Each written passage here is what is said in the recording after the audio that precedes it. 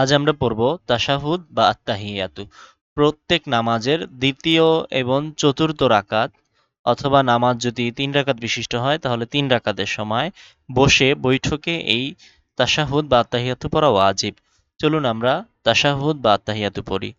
ভিডিওটি যদি উপকারী মনে হয় বা ভালো লাগে তাহলে অবশ্যই একটি লাইক এবং কমেন্ট করুন, কারণ লাইক কমেন্ট করতে টাকা লাগে না।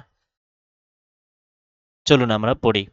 আত্তাহিয়াতু লিল্লাহি।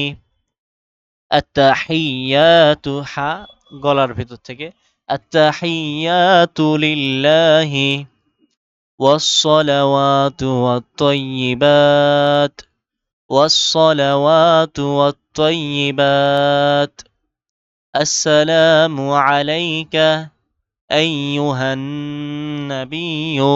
আইয়ুহান গুন্না করতে হবে।